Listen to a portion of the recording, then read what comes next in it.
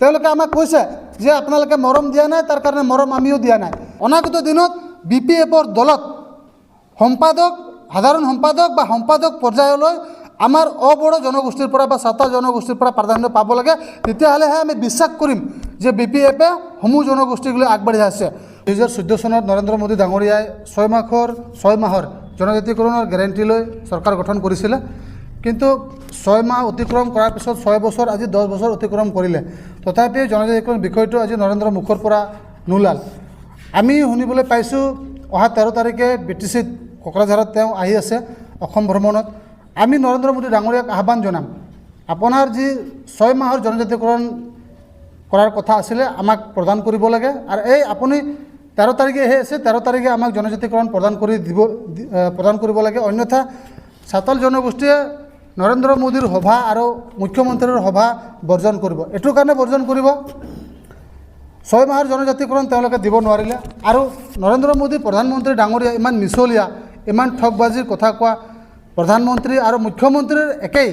নৰেন্দ্ৰ মোদীৰ দৰে যিধৰণে মিছা কথা কৈছে, গতিকে ইয়াৰ প্ৰতিবাদত সাঁওতাল জনগোষ্ঠীয়ে অহা 13 তাৰিখৰ জনসভাৰ নৰেন্দ্ৰ মোদীৰ জনসভা বৰ্জন কৰিব আৰু এজনো সাঁওতাল জনগোষ্ঠীয়ে তাত অংশগ্ৰহণ নকৰিব। কাৰণ এনেধৰণৰ ঠগবাজি প্ৰবঞ্চনা কৰা প্ৰধানমন্ত্ৰী আৰু মুখ্যমন্ত্ৰীৰ কথা শুনিবৰ বাবে সাঁওতাল জনগোষ্ঠী আগ্ৰহী নহয়। গতিকে আমি সাঁওতাল জনগোষ্ঠীক আহ্বান জনাইছোঁ, 13 তাৰিখে কোনোপধ্যে কোকৰাঝাৰত যি নৰেন্দ্ৰ মোদীৰ সভা, তাত সাঁওতাল জনগোষ্ঠীয়ে অংশগ্ৰহণ কৰিব নালাগে।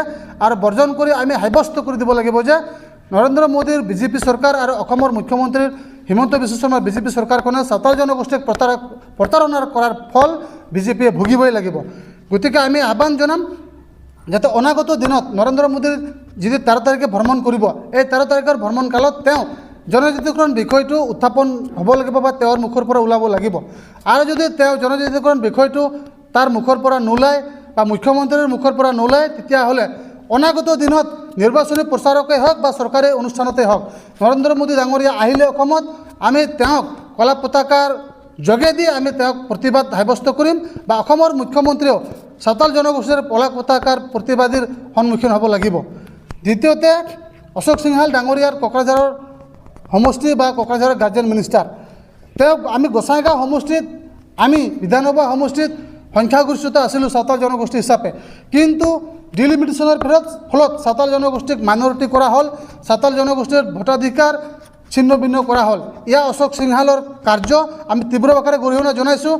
আৰু অশোক সিংহালে যিহেতু নিৰ্বাচন আহিছে, তেওঁ প্ৰচাৰত আহিব।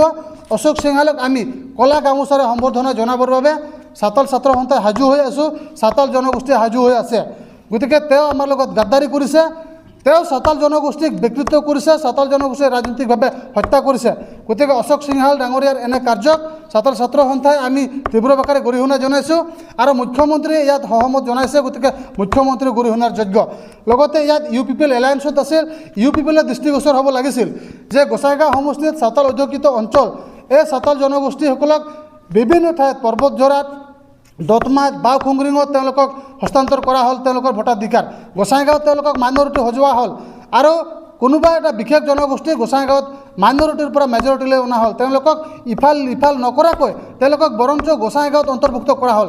সেয়া আমি দুখ প্ৰকাশ কৰিছোঁ। অনাগত দিনত গোসাইগাঁও উদ্ধাৰ অভিযান সাঁওতাল ছাত্ৰ সন্থাই অব্যাহত ৰাখিব আৰু সাঁওতাল ছাত্ৰ সন্থাই স্পষ্ট কথা, BJPয়ে এনেধৰণৰ প্ৰতাৰণা কৰাৰ ফল এইবাৰ নিৰ্বাচনত ভুগিব লাগিব। গতিকে আমি সাঁওতাল ছাত্ৰ সন্থা হৈ সাঁওতাল জনগোষ্ঠীক সজাগ হ'বলৈ আহ্বান জনাইছোঁ, যাতে BJPয়ে আমাৰ ওপৰত যি অত্যাচাৰ, আমাৰ ওপৰত যি ৰাজনৈতিক হত্যা, আমাৰ ওপৰত যি প্ৰবঞ্চনা কৰিছে, ইয়াৰ প্ৰত্যুত্তৰ এই নিৰ্বাচনত তেওঁলোকক দিব লাগিব। ইয়াৰ বাবে সাঁওতাল জনগোষ্ঠী সাজু হৈ থাকিবলৈ অনুৰোধ জনাইছোঁ। লগতে BPF নেতৃত্বাধীন চৰকাৰখনে সকলো জাতি জনগোষ্ঠীলৈ তেওঁলোকে চৰকাৰ গঠন কৰিছে আৰু সকলো জাতি জনগোষ্ঠীক উন্নয়নৰ কথা কৈছে। কিন্তু দুৰ্ভাগ্যবশতঃ তেওঁলোকে নমিনেটেড MCLA আমাক প্ৰদান নকৰিলে, লগতে CSB মেম্বাৰ আমাক প্ৰদান নকৰিলে। আমি দুখ প্ৰকাশ কৰিছোঁ। অত্যন্ত খিলঞ্জীয়া আৰু অত্যন্ত জনবহুল BTCত সাঁওতাল জনগোষ্ঠীত আছে, তথাপিও সেই সাঁওতাল জনগোষ্ঠীক প্ৰবঞ্চনা প্ৰতাৰণা কৰিছে এই BPF চৰকাৰখনে। আৰু এই BPF চৰকাৰখনক আমি উনুকিয়াই দিব বিচাৰিছোঁ। তেওঁলোকে আমাক কৈছে যে আপোনালোকে মৰম দিয়া নাই, তাৰ কাৰণে মৰম আমিও দিয়া নাই।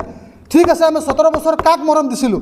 17 বছৰ আমি কাক মৰম দিয়াৰ ফলত BPF চৰকাৰে 17 বছৰ শাসন কৰিলে। 17 বছৰত আপোনালোকে কি আমাক প্ৰদান কৰিলে?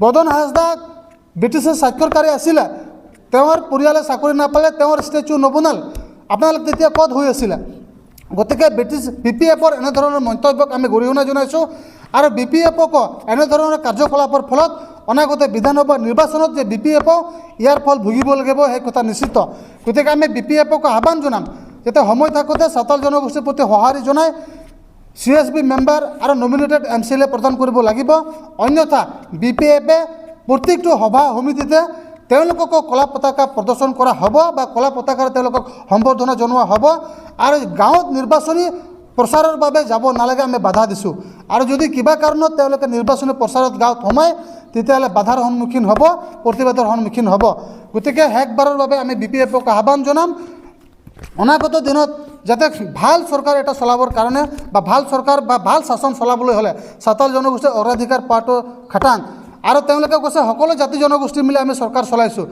সঁচাকৈ যদি আপোনালোকে সকলো জাতি জনগোষ্ঠীলৈ চৰকাৰ চলাইছে তেতিয়াহ'লে চাওতাল জনগোষ্ঠীৰ পৰা প্ৰতিনিধিত্ব পাব লাগে